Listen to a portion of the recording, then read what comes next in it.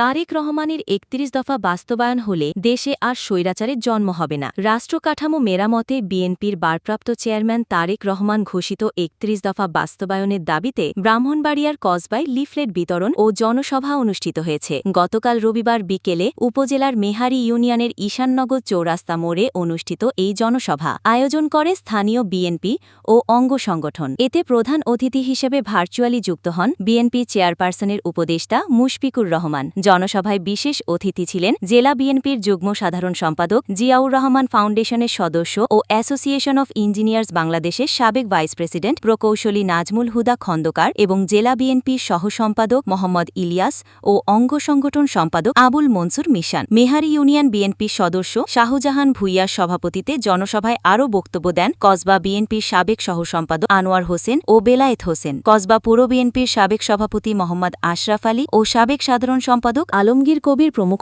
জনসভায় বক্তারা বলেন, রাষ্ট্রকাঠামো মেরামতে তারেক রহমান যে ৩১ দফা দিয়েছেন তা বাস্তবায়ন হলে দেশে আর কোনোদিন স্বৈরাচারের জন্ম হবে না। বিগত আওয়ামী ফ্যাসিবাদের আমলে হারিয়ে যাওয়া গণতন্ত্র কিভাবে পুনরুদ্ধার হবে সেটিও ৩১ দফায় উল্লেখ করা আছে। তারা আরও বলেন, তারেক রহমান প্রতিহিংসার রাজনীতি পছন্দ করেন না। ওবায়দুল কাদির বলেছিলেন, আওয়ামী লীগ ক্ষমতা ছাড়লে দলটির ২ লক্ষ নেতাকর্মী প্রাণ যাবে। ব্রাহ্মণবাড়িয়ায় আওয়ামী লীগের কোনো নেতাকর্মীকে বিএনপি মেরে ফেলেছে এমন হয়েছে? বিএনপি কখনো প্রতিহিংসার রাজনীতি করে না। পরে জনসভা শেষে জনসাধারণের মাঝে ৩১ দফা দাবি সম্বলিত লিফলেট বিতরণ করেন বিএনপি ও অঙ্গ সংগঠনের নেতাকর্মী।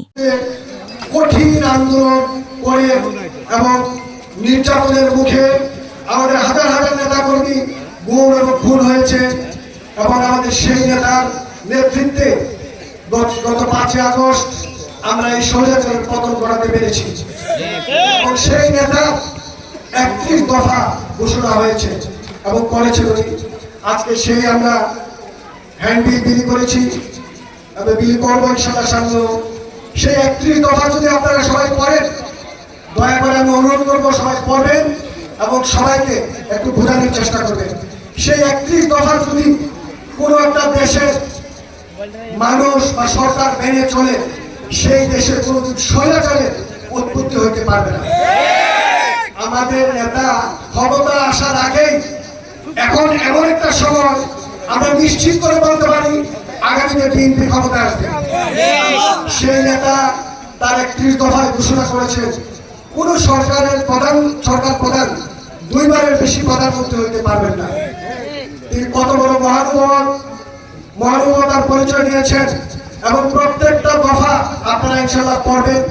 পড়লে আমাদের রাষ্ট্র কাঠামোর ভবিষ্যৎ এবং গণতন্ত্র যেভাবে যে গত সরকার নষ্ট করেছিল, সেই গণতন্ত্র আমরা কিভাবে পুনরুদ্ধার করতে পারবো প্রত্যেকটা জায়গায় ইনশাআল্লাহ উল্লেখ করা আছে। আপনারা জানেন যে উনি আমরা বিএনপি প্রতিহিংসার রাজনীতি আসলে আমাদের ভারপ্রাপ্ত চেয়ারম্যান উনিও পছন্দ করেন না, আমরাও পছন্দ করি না। ওবায়দুল কাদের বলেছিলেন যে আওয়ামী লীগ যদি ক্ষমতা ছাড়ে ২ লাখ কর্মী মারা যাবে। আওয়ামী লীগ তো ক্ষমতা শুধু ছাড়ে নাই, দেশ থেকে পালিয়েছে। কোনো আওয়ামী লীগের নেতা কর্মীরে বিএনপির কোনো নেতা কর্মী মেরে ফেলছে উদাহরণ আছে? বিএনপি প্রতিহিংসার রাজনীতি পছন্দ করে না। কিন্তু আমি একটা কথা পরিষ্কার বলতে চাই যে আমাদের দলের ভিতর কিছু নতুন নেতার জন্ম হয়েছে, তারা আমাদের বিএনপির লোকদেরকে প্রতিহিংসা করে। আমাদের নেতা জনাব মুশফিকুর রহমান, ওনার নেতৃত্বে আমরা ঐক্যবদ্ধ আছি। ওনার মতন নেতা পাওয়া কি 4টি গাড়ি ঘটা? উনি ওয়ার্ল্ড ব্যাংকে, যেখানে সর্বোচ্চ জায়গা বাংলাদেশে, শিক্ষিত হইলে হবে না, পিএইচডি হইলে হবে না, 5টা 10টা পিএইচডি হইলে সম্ভব না। সে ওয়ার্ল্ড ব্যাংকের উনি নির্বাহী পরিচালক ছিলেন। সেই নেতা সম্পর্কে যারা মন্তব্য করে তাদেরকে কি বিএনপির কর্মী বলা যায়? আমি আপনাদেরকে সুন্দরভাবে এবং ভালোভাবে বোঝানোর চেষ্টা করছি, আপনারা প্রতিহিংসা রাজনীতি করেন না।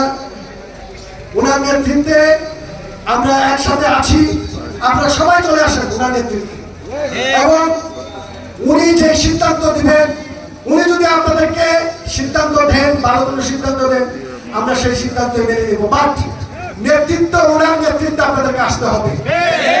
কসবা নেতা হতে চান নেতৃত্ব, কারণ আত্মীয় স্বজন নিয়ে নেতা হওয়া যায় না। নেতা হতে হলে নেতার যোগ্যতা লাগে এবং সেই ধরনের কোয়ালিটি লাগবে। আমাদের মুশফিকুর রহমান সাহেবের যোগ্যতা কোয়ালিটি কোনো কিছুর অভাব নেই।